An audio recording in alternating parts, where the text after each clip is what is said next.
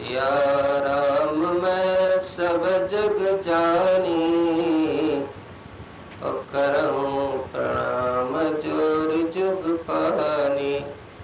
बोलो गुरुदेव भगवान की, बोलो राम कोला धाम की। देखो जय दो प्रकार से बोला जाता है। एक तो जैसे अरहर के लकड़ी खट्ट से जोड़ दे, एक ऐसा जय बोला जाता जिसे धरकार बांस फार से चरचरा चली जाए आवाज, जरा श्वास सीने में भर के जय बोलिए। बोलो सत्संगी महाराज की जय।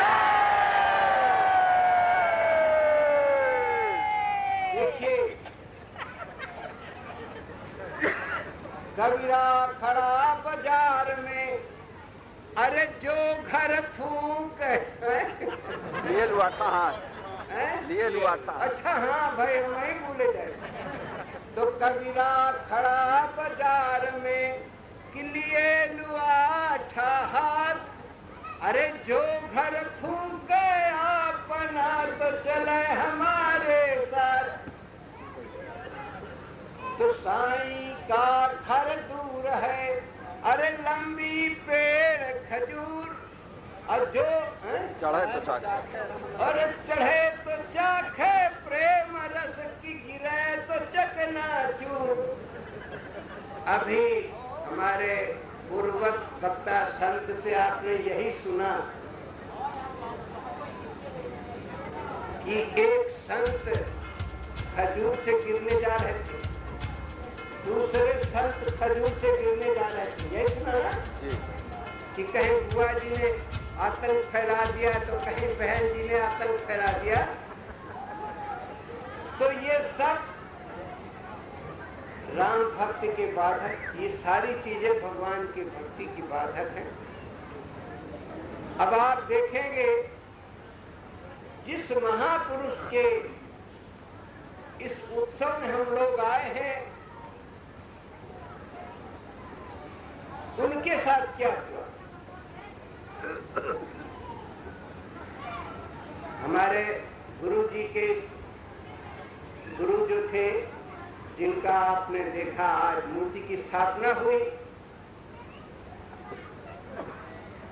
ट्रेन से जा रहे थे कहीं ढरपूरा, देखा पत्थर पर लिखा है राम को ला, राम को ला। देखिए क्या इस गांव का शाब्दिक अर्थ क्या है, राम को लाओ। फौरन बाबा उतर पड़े और उतर करके इस गांव को मथना शुरू किया उन्होंने, और मंथन करते करते करते करते करते उन्होंने मक्खन निकाल लिया। और जब मक्खन निकाल लिया तो बाबा यहाँ से गायब हो गए। घर वाले आप मौजूद हैं, माई मौजूद है, हजारों गाड़ी लंगड़ा बाबा को देते थे। यहाँ तक कि इस गांव के भले भले आदमियों के कोई लड़के यहाँ आ नहीं पाते थे। तो देखिए जो अपना फूंक चुकता है उसको दूसरे का भी फूंकने में कोई दुख दर्द नहीं होता। ऐसे हम भी जो है आपस से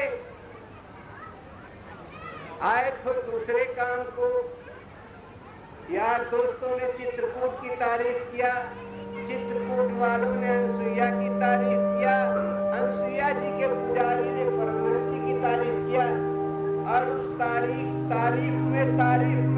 में हमारी तो सारी तारीखें खत्म हो गई।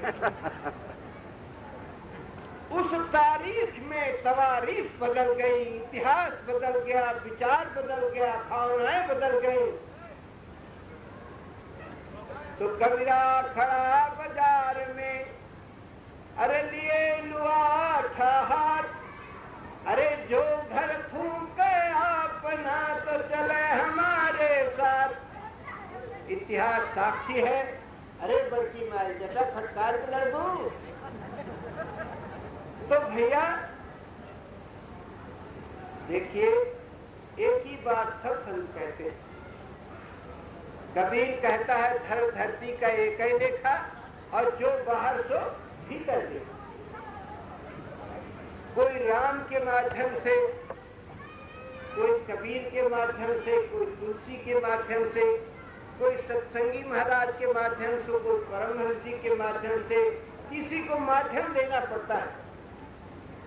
बिना माध्यम के काम नहीं चलता है।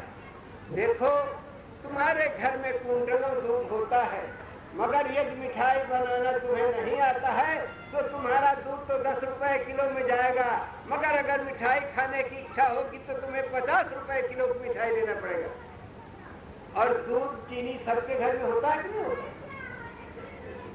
तो वैसे ही भगवान सबके घर में है।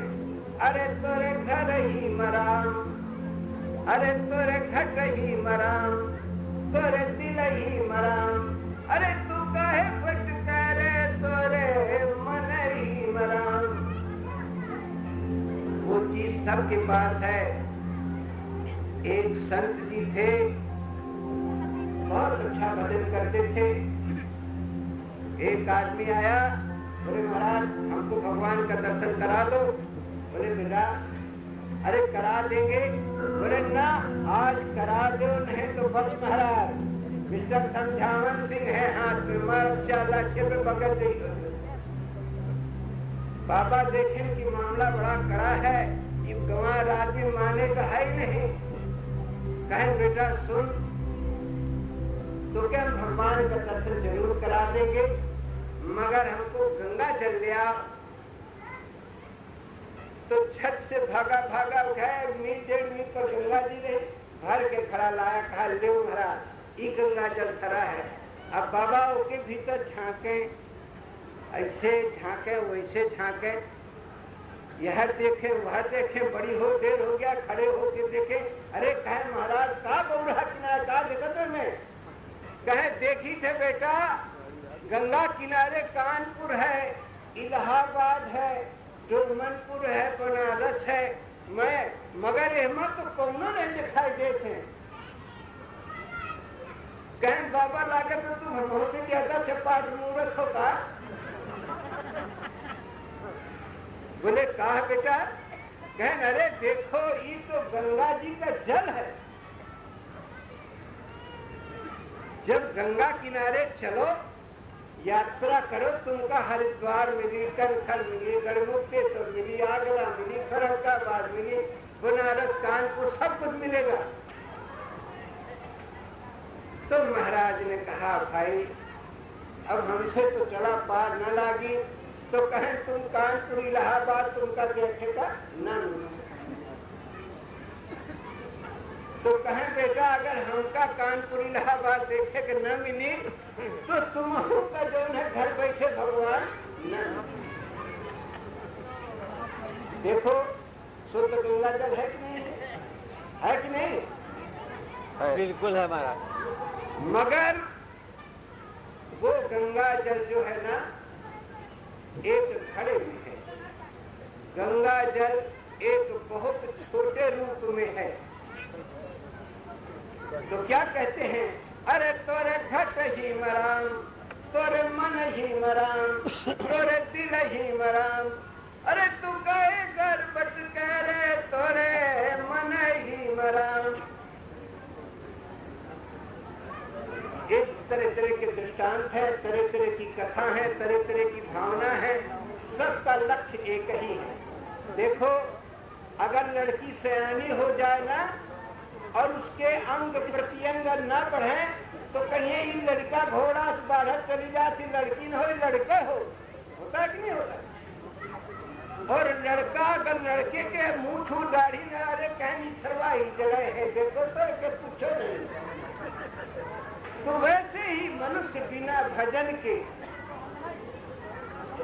बिना सत्संग के है तो सब कुछ, मगर कुछ भी नहीं है उसके पास। देखिए रामायण के अंदर एक बहुत पवित्र चरित्र है एक माँ का, आप जरा गौर से सुनेंगे। उसमें अहिल्या की कथा है। अहिल्या जो है ना इतनी सुंदर स्त्री थी, इतनी सुंदर स्त्री थी, स्वभाव से गुण से खूबसूरती में कि सूरज भी कभी कभी रुक जाता था। एक बार इंद्र ने खोज की कि भाई कभी कभी ये सूरज रुक जाता है, इसका क्या कारण है। तो किसी ने बताया कि अरे आप जानते नहीं, गौतम ऋषि की स्त्री इतनी सुंदर है, इतनी सुशील है, इतनी सज्जन है कि कभी कभी सूरज भी उस पर मोहित हो जाता है। इंद्र ने कहा रे तब तो उससे जरूर भेंट करना चाहिए। तो उन्होंने कहा साथी किसको किया जाए। तो फिर चंद्रमा से मिले कि भाई तुम बताओ, ऐसा करो कि थोड़ा हमारी मदद करो। कहे क्या? कहे थोड़ा जल्दी अगर डूब जाते तो अच्छा था, मुर्गा बोलने लगता, गौतम ऋषि स्नान करने चले जाते और फिर जरा हम जो है अहिल्या से हम भेंट करते। बोले अच्छा चलो हम आपकी मदद करेंगे, मित्र मित्र की मदद करता है। मुर्गा बोलने लगा, चंद्रमा जो है स्वतः मुर्गा बन के बोलने लगा। गौतम ऋषि उठे, देखे कि अब गंगा स्नान का टाइम हो गया, चल दिए। इधर गौतम ने देखा कि अभी तो बड़ी रात है। वो इंद्र ने देखा गौतम तो चले गए, थोड़ी दूर से लौट के आए, बोले अरे देखो तो बड़ी रात है, हैं? चलो अभी कुछ दिन और भजन करें। तो इंद्र ने गौतम का स्वरूप धारण किया, वैसे दंड कमंडल लिए वैसे आके बैठ गया और बस अहिल्या के साथ लेट गया। उसके साथ उसे जो कुछ करना था किया। इतने में गौतम ऋषि स्नान करके खड़ाऊ बजाते हुए आए। तो जब खड़ाऊ बजाते हुए आए तो इंद्र जान गया, झट से वो भगा। तो सोचे अगर आज देवता आदमी बन के भगेंगे तो देख लेंगे बाबा जी। तो झट से बिलारी बन के जो है ना वो भगने लगा। तो गौतम ऋषि ने देखा कि अरे ये कौन जा रहा है भाई। महात्मा का इतना तेज था, इतना पुण्य था, इतना प्रताप था कि उस वेश को वो रोक नहीं पाया और खट से असली स्वरूप उसका प्रकट हो गया, तेज हत हो गया, श्री हत हो गया। गौतम ने कहा है तेरी इतनी हिम्मत पड़ी, एक ऋषि पत्नी के साथ उसने दुष्कर्म किया, श्राप दे दिया। इंद्र को तो जो श्राप हुआ सो हुआ, उन्होंने अपनी पत्नी को भी श्राप दे दिया कि जा तू पत्थर हो जा। अहिल्या हाथ जोड़कर खड़ी हुई कि प्रभु मैंने तो कोई गलती की नहीं, आपने मुझे भी श्राप दे दिया, श्राप तो मुक्त होगा नहीं, मगर ये बताइए मेरा उद्धार कब होगा। उन्होंने कहा देवी जब भगवान राम अयोध्या में जन्म लेंगे, इसी रास्ते से वो जनकपुर जाएंगे, जब अपना चरण तेरे उसमें स्पर्श करेंगे ना तो तू फिर से अपने स्वरूप को प्राप्त हो जाएगी और मुझे जो है वो मिल जाएगी। प्रणाम किया और वो पत्थर हो गई। जब पत्थर हो गई, पड़ी है गौतम नारी श्राप बस, अरे उपल देह धर धीर, अरे चरण कमल रज चाहती कि करो कृपा रघुवीर। विश्वामित्र जी कहते हैं कि आप कृपा कर दे, अगर इसमें चरण रज इसको लग जाए ना तो ये फिर से अपने स्वरूप को प्राप्त हो जाएगी।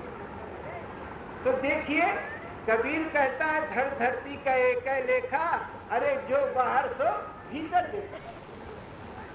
एक रामायण तो तुलसीदास की है, एक रामायण राम की है।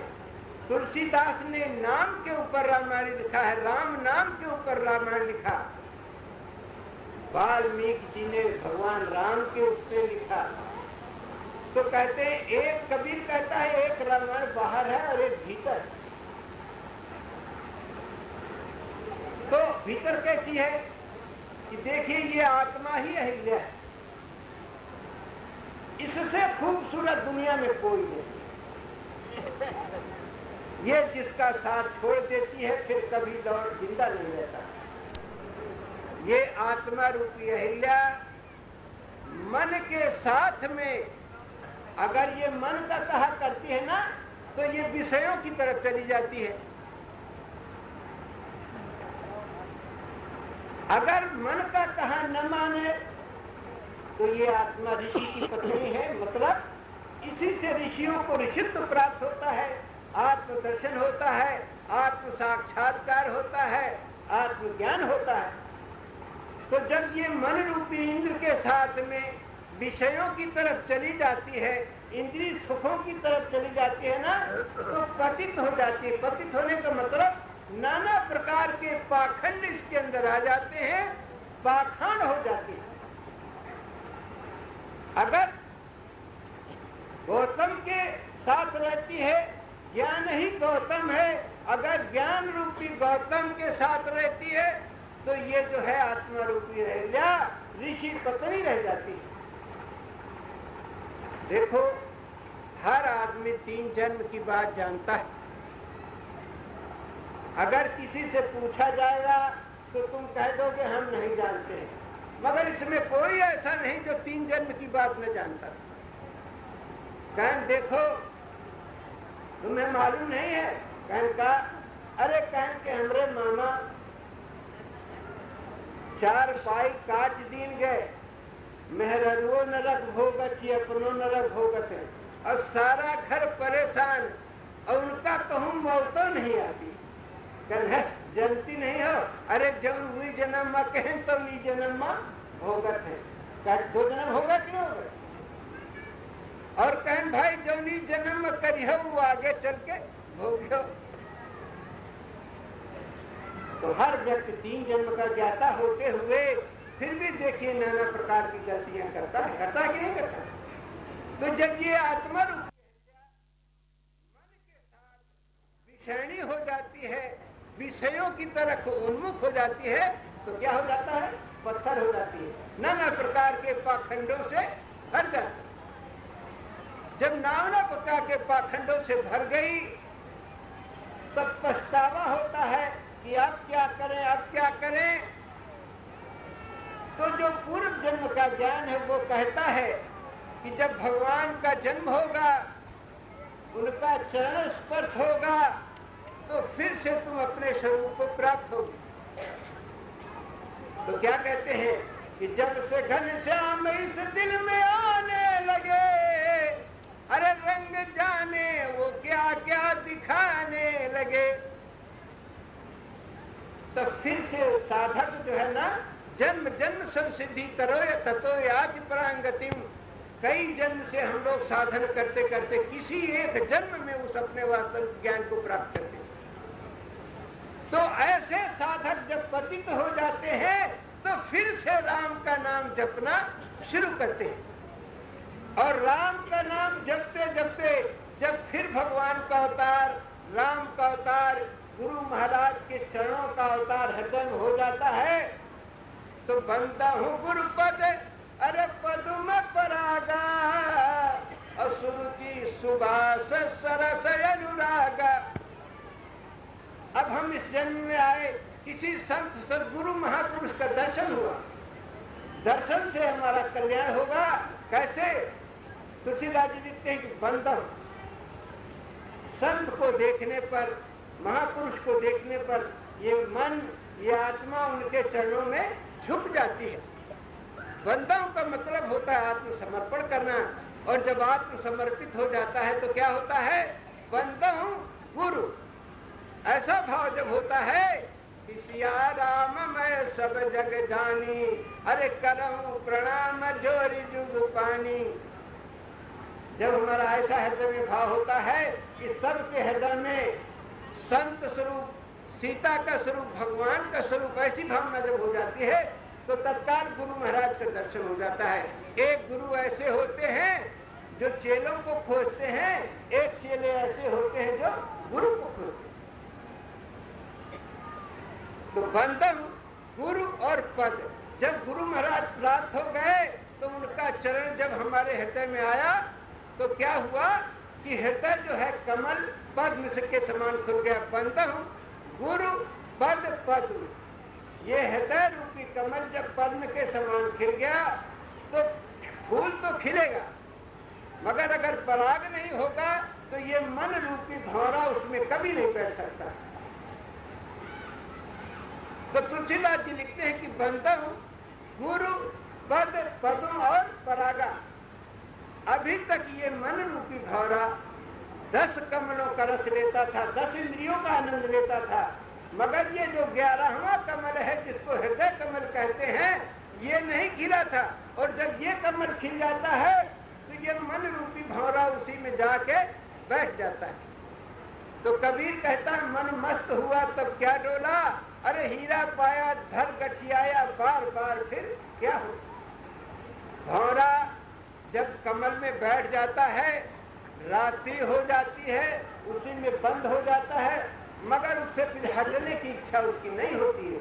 ऐसे ही जो भक्त जो साधक गुरु महाराज के चरणों को हृदय में देखते हैं, मन रूपी भौरा उस हृदय कमल में जब बैठ जाता है तो 4 चीजें खत्म होती, 4 चीजें उसके अंदर आ जाती। बंदा हूं गुरु पद पद्म और परागा। तो जब पराग में मन बैठ गया तो सुरुचि अरुचि जितनी है, अभी तक हम भजन करते थे तो हमारे अंदर अरुचि पैदा होती थी, तमाम साधुओं का दर्शन किए मगर किसी के पीछे हमारा मन नहीं लगा, मगर एक ही संत का दर्शन किए और ये मन आज तक उसी में लटका। तो सुरुचि जितनी कुरुचि है हमारे भजन में, मनन में, चिंतन में, रास्ते में जितनी अरुचि है सब खत्म हो जाती है। तो कहते हैं सुरुचि। और सुबास, बास माने महक और बास माने घर। इतना बढ़िया घर मिल गया आनंददायक कि फिर ये मन रूपी भौरा वहां से टस से मत नहीं हुआ।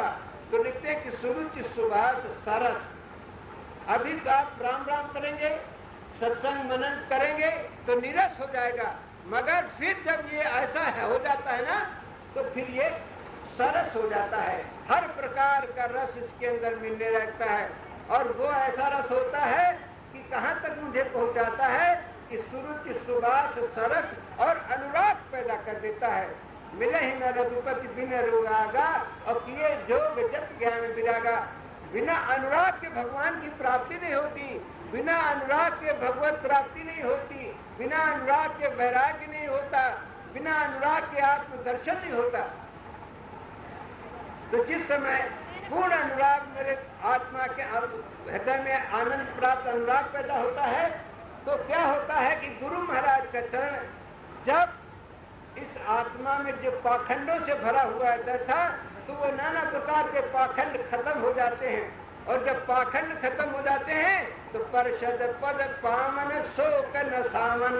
अरे प्रकट भई तब पुण्य सही देखत रघुनायक जन शुभदायक। अरे सन्मुख होए कर जोड़ी रही। तो जिस समय गुरु महाराज का चरण हृदय में आ जाता है तो ये आत्मा रूपी अहिल्या जो पाखंड की तरफ चल चुकी थी और उसके सारे पाखंड नष्ट हो जाते हैं और फिर से वो अपने को पहचानती है, भगवान को पहचानती है, भजन को पहचानती है और अपने पति को पहचानती है। तो ये 2 प्रकार का ज्ञान होता है। एक तो देखिए अहिल्या का चरित्र बाहर भी है, एक इस आत्मा रूपी अहिल्या का चरित्र अंदर भी है। तो चाहे सत्संगी महाराज हुए तो हमारे गुरुजी को उन्होंने वही अहिल्या का चरित्र बताया कि बेटा ये आत्मा रूपी अहिल्या तेरी नाना प्रकार के पाखंडों में लिप्त हो गई है, फंस गई है। अगर इसको छुड़ाना है तो गुरु महाराज का चरण हृदय में धारण करो भाई, और इससे तुम्हारा कल्याण हो जाएगा। यही हमारे गुरु महाराज ने मुझे बताया, 4 बातें बताया था। एक संत आए थे, उन्हीं से सत्संग हो रहा था। मंत्र मूलम गुरु वाक्यम, पूजा मूलम गुरु पदम, ज्ञान मूलम गुरु मूर्ति, मोक्ष मूलम गुरु कृपा। तो चाहे किसी संत को, भगवंत को, किसी एक देवता को अपने हृदय में बैठा तो ये पाखंडों से भरी हुई अहल्या जो पत्थर हो चुकी है, ये फिर से अपने उसी स्वरूप को प्राप्त हो जाएगी, जैसे पहले थी तैसे अब हो गई।